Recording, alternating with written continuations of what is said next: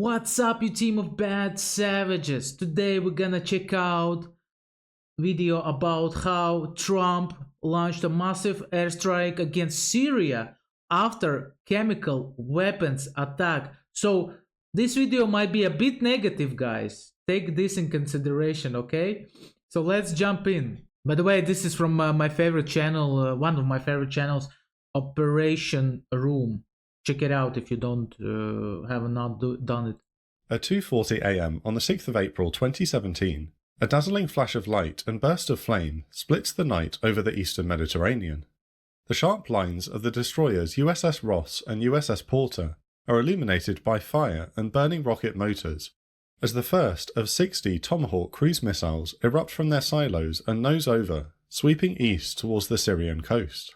President Assad's Syrian Arab Army is in the midst of its offensive to clear Syrian rebel forces from the town of Hama and its surrounding area.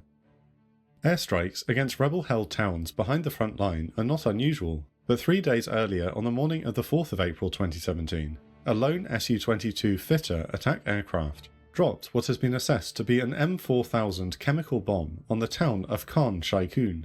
At least 89 civilians are killed. It's the deadliest use of chemical weapons since the infamous attack in Ghouta in 2013. The symptoms of those exposed to the gas match those of the extremely lethal and illegal nerve agent sarin. This is the opinion of the US intelligence community as they brief President Donald Trump on the unfolding situation, an assessment which will be later confirmed by the Organization for the Prohibition of Chemical Weapons and the UN. One Tomahawk cruise missile suffers a malfunction, but the other 59 press on at low level towards their target, Shayrat Air Base. Shayrat has been identified as the base from which the strike was launched from. Listen, guys, maybe you can clear this conflict for me. So, as I understood, Syria was like dealt in two parts. There were rebels who were against the Assad, the president of the Syria. Rule, yeah, they were against him, and there was this the second government was this Assad's government, right? Correct me if I'm wrong. And basically, why did US started it? Like, why did US even join that? What was like point of it? Maybe you know, guys, because like this conflict for me is like the fog of war. You know, I don't know nothing basically, except that Russia was involved in it. And America was involved in it, right? So, man, but such a rough conflict, though. The US government hopes that by hitting it, it will dissuade Assad from using his chemical weapons arsenal and degrade his ability to do so. Popping up from low level, the first Tomahawks plunge down onto their targets. The base's SA-6 SAM battery is crippled, with missiles obliterating the battery's radar and destroying several launchers. The bulk of the T-LAMs smash through the reinforced concrete roofs of 13 hardened aircraft shelters and detonate their 1,000-pound high-explosive warheads, destroying any aircraft inside. US targeteers have made the deliberate choice to avoid the easily repaired runways and instead target fuel tanks, ammunition bunkers and maintenance areas to hinder the base's ability to operate aircraft. The US Defense Department assesses that all 59 missiles strike their targets and destroy around 20 Syrian combat aircraft. By 4 a.m, the attack is over and the base lies burning. The Syrian... Just check out how rockets are deadly. How efficient they are. And like, for me, it's such a scary thought to be in a place where rockets are like shoot at. Man, this is, you cannot do nothing basically. You're like a walking target, you know. You're gonna be barbecued. You're gonna be like grilled meat, you know, mince meat maybe. Because like if you don't have the right weapons to shoot down these rockets, it's GG's, my friend. You can go like straight away, call your parents, say the last words, you know. And Russian governments condemned the strike and claimed that only 23 American missiles struck the base and that just 6 unserviceable MiG-23s have been destroyed. The Shayrat strike is the first intentional military action against Syria by the United States, but despite the US government's hopes, it will not be the last. Almost exactly a year later, in April 2018, the Syrian civil war still rages on. the Syrian rebel forces continue to be pushed back in the face of renewed government offensive. The Syrian Arab army, supported by Russian forces, is grinding down the insurgents' redoubt in eastern Ghouta. Their assault is typical of the Syrian and Russian approach to the fighting, using the intentional targeting of civilian infrastructure like hospitals to make life unbearable for civilians in the battle area and forcing them to flee for their lives. By depopulating the area, the Syrian forces are more easily able to finish off the rebels. Chemical weapons are the ultimate tool to enact this doctrine.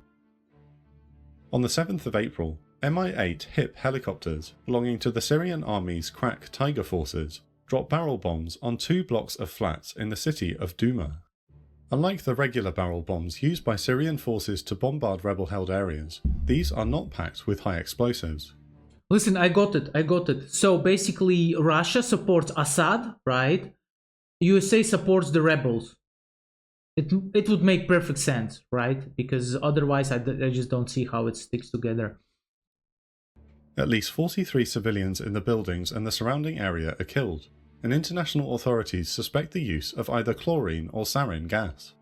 The attack is met with widespread international condemnation, particularly from the United States, United Kingdom and France. Wow. The following day, having been briefed by his advisors, US President Donald Trump posts a tweet deploring the attack and warning that there will be a big price to pay.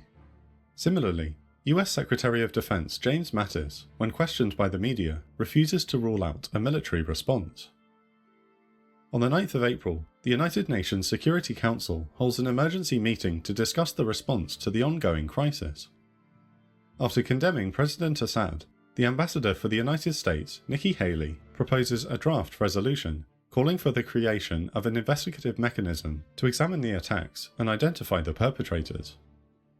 The Russian permanent representative, Vasily Nebenzia, claimed that Russian military personnel had visited the alleged site of the attack in Douma, which was now under Syrian government control, and found no evidence of chemical weapons. The vast majority of the council... What else Russia can say, man? They're gonna say what they like, what's better for them, you know? Like, basically like every government. Okay.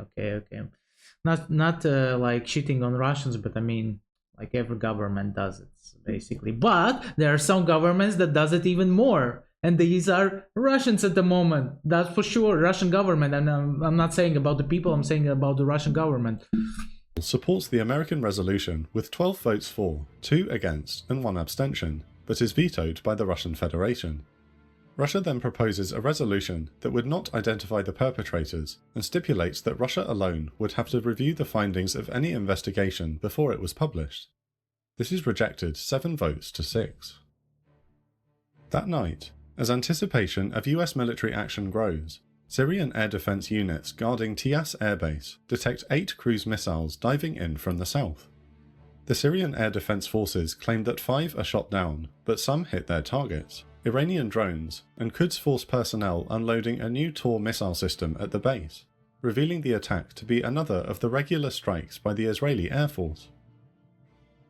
Tensions begin to spike on the 11th of April. President Donald Trump posts on Twitter, "Russia vows to shoot down any and all missiles fired at Syria. Get ready, Russia, because they will be coming, nice and new and smart. You shouldn't be partners with a gas-killing animal who kills his people and enjoys it." On the heels of this threat, the aircraft carrier USS Harry S. Truman and its strike group departs Norfolk Naval Base in Virginia on what the US Navy states is a scheduled deployment to the Middle East. Listen, guys, maybe you know like how long the Syrian conflict is going for. I think it's still going on. Just imagine how much the country is destroyed, how stressful feel the people in this country, man. To be in constant state of war, this is like such a disaster for the economy, for the development of the country, for the people well-being, man. And it's all because of this one person who holds to the power, doesn't want to let go, man. This is so sad that this is happening in this day and age, but you know, this is probably human nature, I guess. It is at least 7 days sailing from the Syrian coast. A month before the Douma attack, the Russian Chief of General Staff, Valery Gerasimov, had threatened to shoot down any Western cruise missiles and attack their launch platform if the strikes appeared to threaten Russian personnel stationed in Syria. This threat is reiterated on the 11th by the Russian ambassador to Lebanon. With thousands of Russian troops attached to Syrian military installations across the country, this is a considerable concern. Russia's standing defences are considerable, with the long-range Sa-21 Growler surface-to-air missiles stationed at the Russian airbase in Latakia, and Sa-23 Gladiator stationed at Tartus, as well as many short-range systems. Commentators note the presence of an A-50 mainstay AWACS aircraft, with flights of Su-30SM Flanker H multi-role fighters maintaining standby combat air patrols over western Syria. Photographic evidence appears to show at least one Su-34 fullback strike aircraft patrolling over the Syrian coastal areas, armed with AS-20 Kayak anti-ship missiles. All this and more is tracked by a NATO E-3 Sentry orbiting over southern Turkey. Meanwhile, Russian warships based in Tartus slip their moorings and are deployed for what Russia claims is a live-fire exercise to the east of Cyprus. In reality, Russian forces, including the Admiral Grigorovich-class frigate Admiral Essen and a Kilo-class submarine, are leaving for their own safety and also to monitor the potential NATO naval build-up.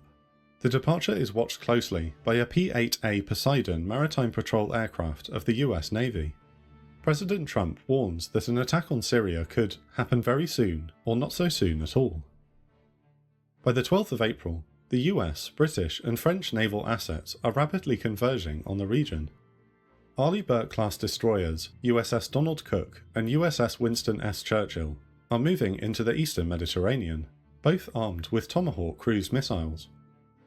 Anybody know something about Tomahawk cruise missiles?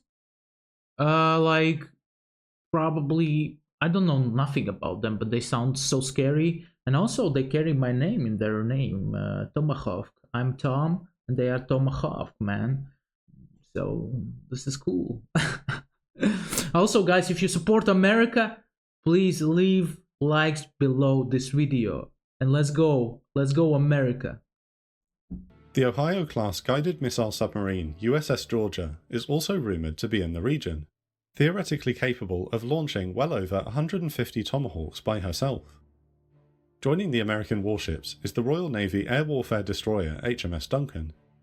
Steaming across the Med from southern France is a powerful surface action group of 6 warships, centred on the guided missile frigate Aquitaine and her sisters Auvergne and Languedoc. That evening, British Prime Minister Theresa May holds a cabinet meeting in 10 Downing Street. After 2 hours of discussion, the British government agrees to participate in any US-led strike against Syria. The war of words continues the next day.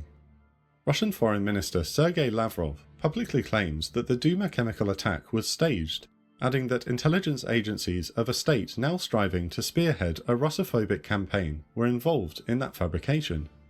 Listen, Russia is covering themselves with Russophobic agenda all the time. I mean, they saying something is happening against their wind. They're like, oh, they're Russophobic. Oh no, they are against Russia. They don't like Russians. This is such a a BS way of protecting yourself that it blows my brain when I think about it. I want to just destroy everything around me when I think about how ridiculous this statement is, that everybody that goes against you is Russophobic, you know? Calm down, man. Calm down. This is a veiled reference to the UK, whose relations with Russia are at an all-time low since the Russian GRU's assassination attempt against Sergei Skripal in Salisbury with the deadly Novichok chemical weapon.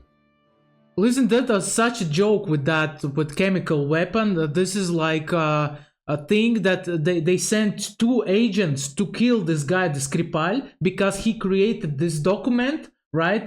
In this document, he showed that Putin was a bastard. Basically, he showed a lot of bad facts about Putin, and of course, Putin wanted his revenge, so he sent 2 agents to Salisbury, UK, to kill the poor guy. And you know what?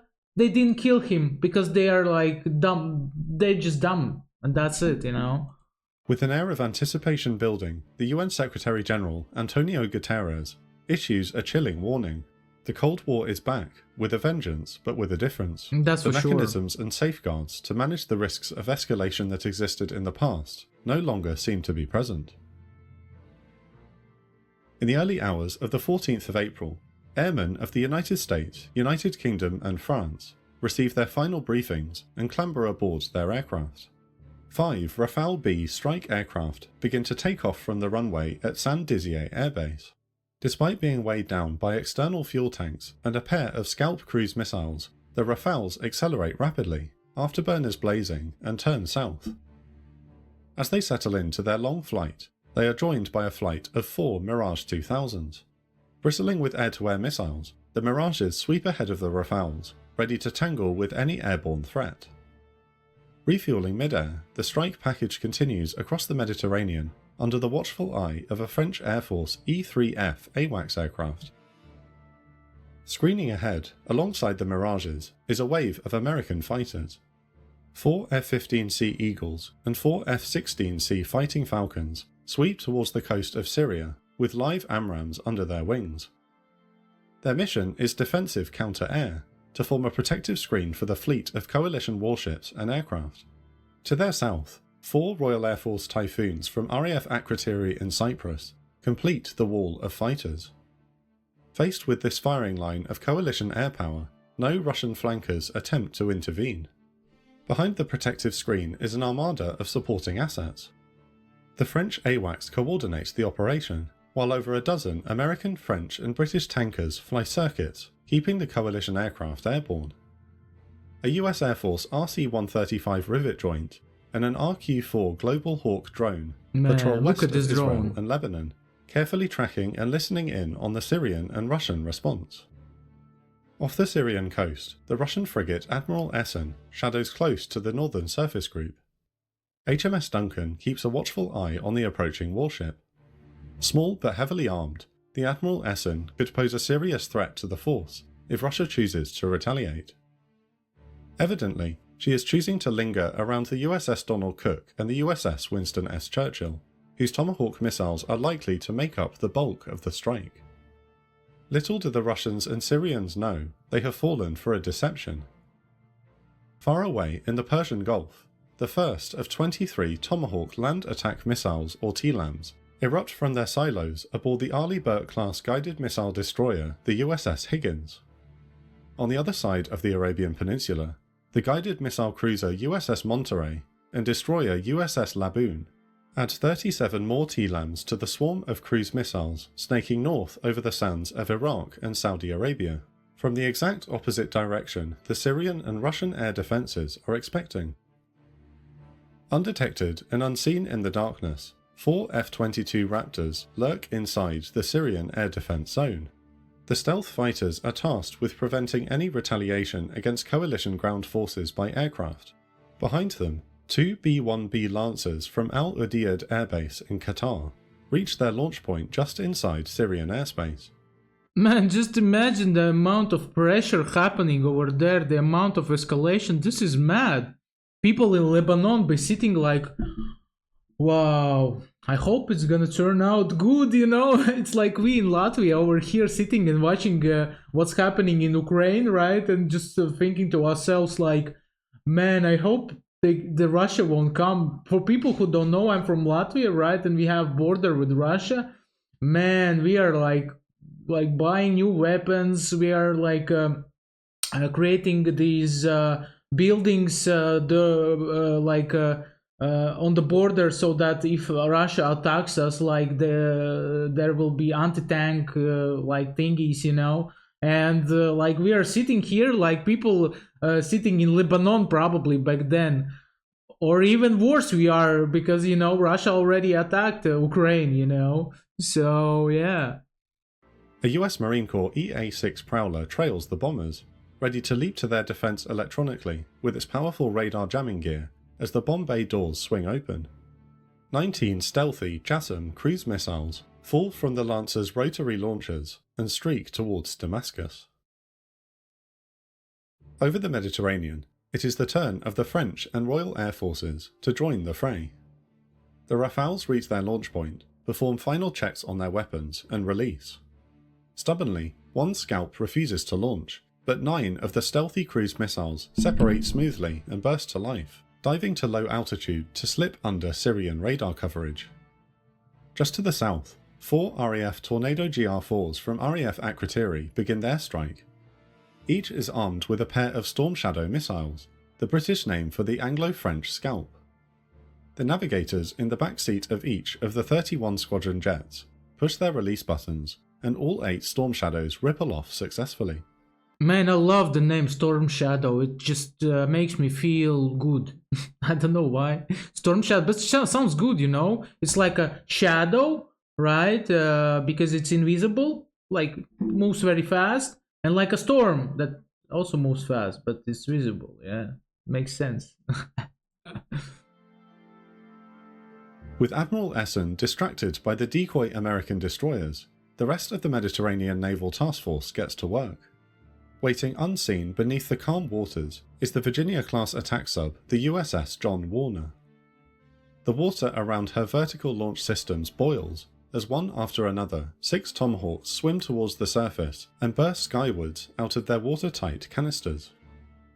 The entire attack has been coordinated so all of the missiles will strike simultaneously and overwhelm enemy air defences, so there is only a small window of time for each unit to fire its weapons. As their allotted time approaches, the crew of the French frigate Aquitaine prepares to launch 3 MCDN missiles.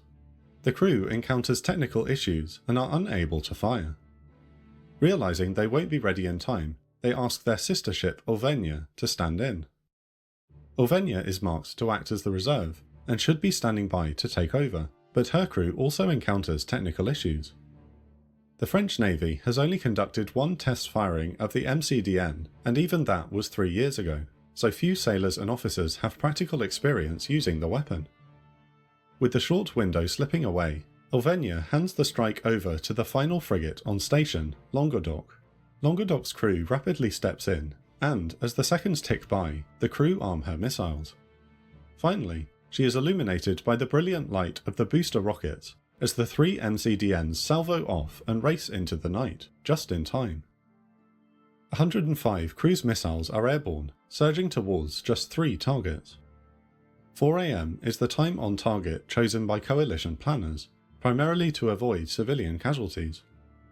In an excellent display of international military cooperation, all 105 missiles scream in and strike their targets within 2 minutes of the first impact. All 19 of the Jassons from the B-1s and 57 Tomahawks obliterate the Scientific Studies and Research Centre in the Barzar district of Damascus.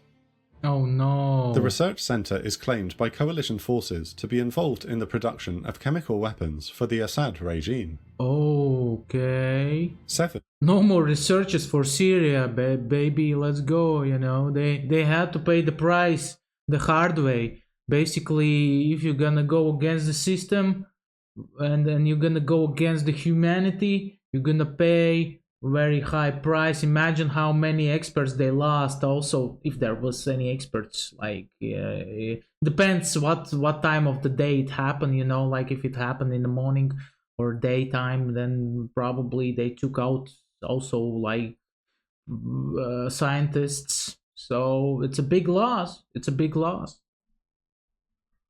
Of the French Scalp cruise missiles impact the second target, a suspected chemical weapons bunker near Him-Shin-Zar, west of Homs.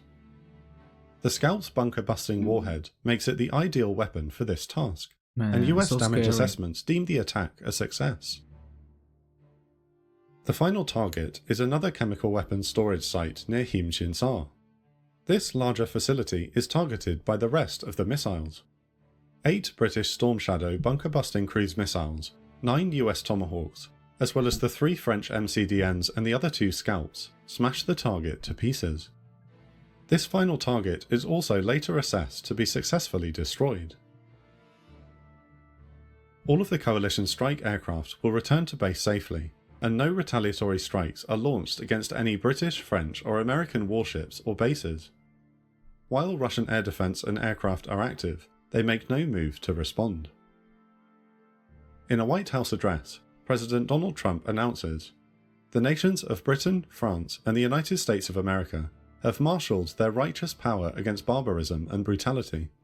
The purpose of our actions tonight is to establish a strong deterrent against the production, spread, and use of chemical weapons."